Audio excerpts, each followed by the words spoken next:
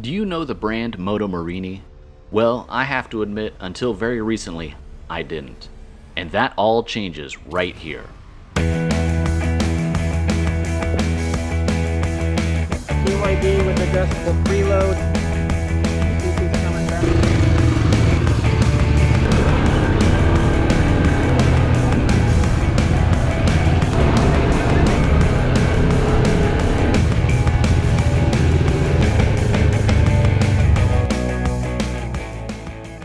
In this episode, I check out Moto Morini's new line of twin 650 motorcycles and take the Seiemezzo Seiemezzo. Thank you. Seiemezzo STR or Street for a test ride. I rode down to Onyx Motorcycles in Lemon Grove, California, which is right next to San Diego. Onyx is Moto Morini's first American dealership, and they were offering demo rides on the new line. Now, if you haven't heard of Moto Morini before, don't feel bad. I didn't either until I saw a post about the demo tour coming to town. The brand name and the photos of the motorcycles piqued my interest, so I decided to do a little research. What I found out was the company has been around since 1937, when it was founded by Alfonso Morini. It had been producing motorcycles for many decades, almost went bust in the 2000s Great Recession, and long story short, was acquired by the Chinese company Xiaongneng in 2018. There's no doubt that the new ownership is helping push the Moto Morini brand to an expanded market. The motorcycle's design takes place in Italy, while the production takes place in China. I think it's kind of cool that companies recognize the brand power of something and are able to take it to new levels. The same sort of thing is happening with the classic motorcycle brands BSA and Norton. Okay, now that we're up to speed, let's take a closer look at the motorcycles themselves. There are three motorcycles Moto Morini is offering: a naked street bike, the Seiemezzo STR or Street; a Scrambler, the Seiemezzo SCR or Scrambler; and an adventure motorcycle, the XK. Right off the bat, I think they look pretty good. The STR and Scrambler look to be channeling the retro side of design while still looking modern. A similar bike that comes to mind is the Yamaha XSR 700. The XK has an adventure tour type of look to it. Based on looks, it resembles a Kawasaki Versys 650 or perhaps a Yamaha Tenere 700. It looks to me that a lot of thought was put into the design of the motorcycles. When you think of designed in Italy, you do tend to have high expectations. I think they hit the mark, as these all look pretty good to me. It's apparent that style and image are important to the brand. Take a look at these snippets of Moto Morini's promo videos.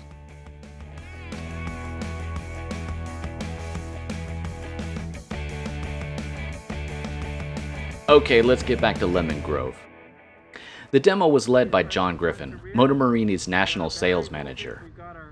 This is him giving a rundown on the motorcycle's features before we head out. Not only is John the national sales manager, but he's also a very accomplished Baja racer.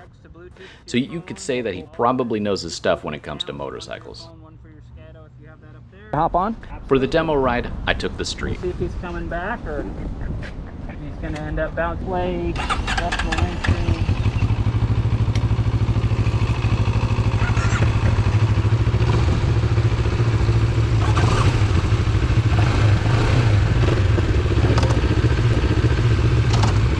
And we're off.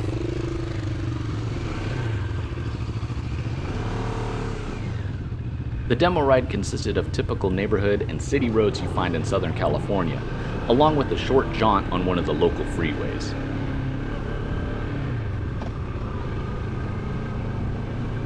I always like to tell you what sort of sized rider I am, so you can get a good generalized feeling about how the bike felt. I'm 5'9" with 30-inch inseam. The seat height is just shy of 32 inches, and it weighs 441 pounds dry. I had zero issues with my feet on the ground when sitting at stops. Overall, I felt the STR to be a comfortable motorcycle to ride. I felt that I was sitting in a neutral position. The reach to the controls was nice and easy, and my feet found the pegs without issue. The STR does come with an adjustable shifter, so you can move it around to whatever best suits your foot.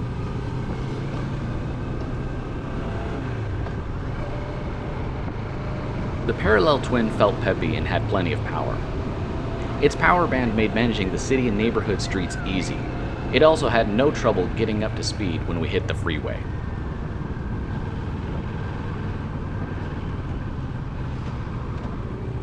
Okay, let's talk about some specs.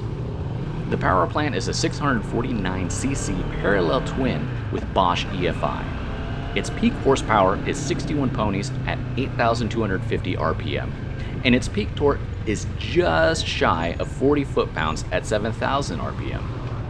Compared to my Moto Guzzi Breva 750, the bike I rode to the demo, that's about 20% more horsepower and a little bit less torque.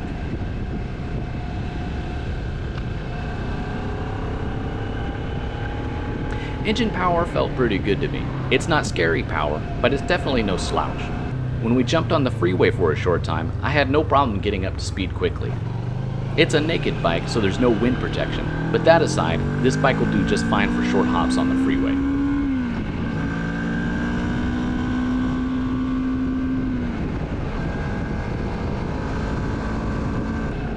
The frame is made of steel and the swing arm is aluminum. The suspension is handled by KYB both up front and back. The front is an upside down 43mm fork and the back is a monoshock. Both the front and back are adjustable.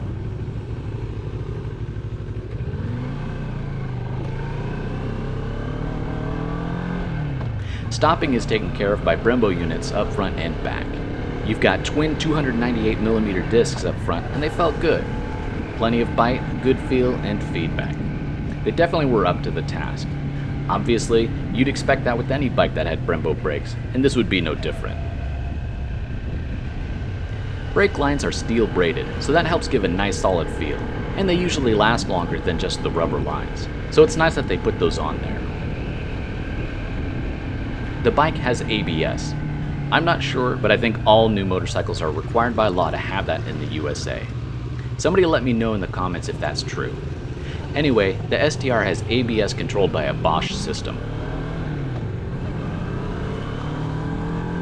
Wheels are alloy, 18 inches in front, 17 inches in the back. Stock, they come wrapped with Pirelli Angel GTs.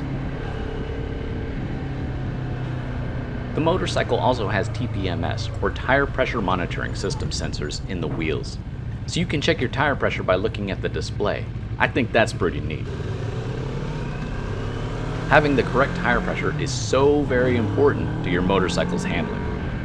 Running the wrong pressure can be downright dangerous, so having TPMS is a win. You don't have to mess around with checking your pressure manually, which isn't too big of a deal, but it can be one more step that you have to take before taking a ride.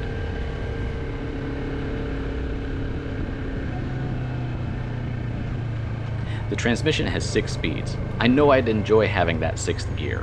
I'm always searching for a 6th gear on my older Triumph and Moto Guzzi. That extra gear will help out when you're on the freeway.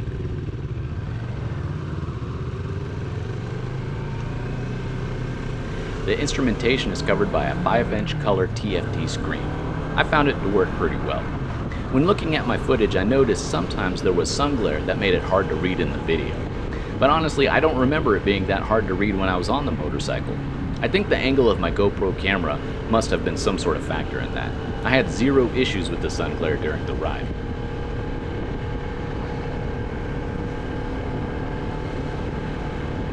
The tech includes Bluetooth connectivity so you can take calls, listen to music, and have your maps show up on the display. Personally, the idea of taking a phone call while on a ride sounds horrible, but you can still do it if you want to.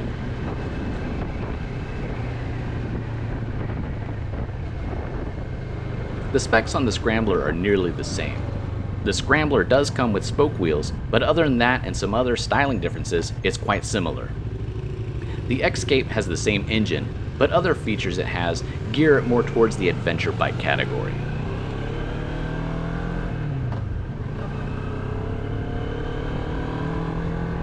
Let's talk about pricing. When I took this ride, the price for the street was $7,499, which sounds like a good deal. Compare that to, say, a Yamaha XSR 700, that goes for $8,899. The Moto Morini is $1,400 cheaper, so it seems like a good value. The Scrambler's MSRP is $7,799 and the Escape's is $8,299. The company was offering a pretty good incentive for folks that took the demo ride. You could get a voucher for $1,000 off if you purchased a Moto Morini within the following week. So with that, the STR would have been about $6,500. Not bad.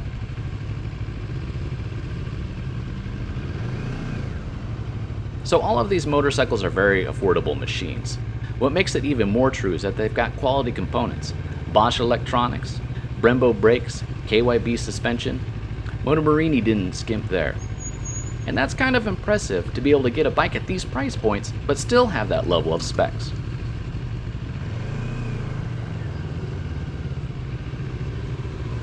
Now one might be thinking, this isn't a new brand per se, but a new motorcycle. How's the reliability going to be? Well, I don't know if any independent bodies out there have done any long-term testing on one of these, but I can tell you that they all come with a 3-year unlimited mileage warranty. So during those 3 years, you could potentially rack up as many miles as you possibly could and still have a bike that's covered.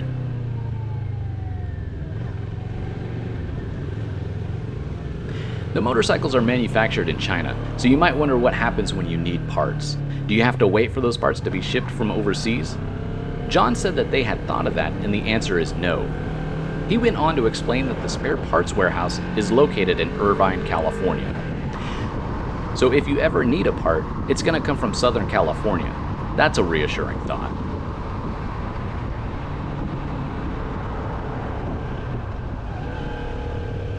Overall, I was pretty impressed with the lineup.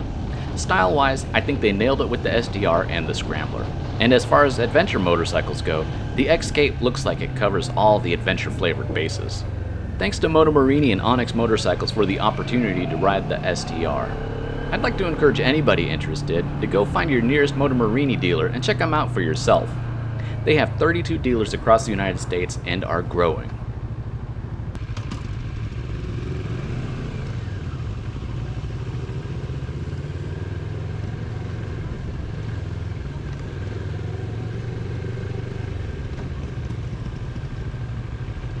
If you're in Southern California, I'd recommend you check out Onyx Motorcycles in Lemon Grove.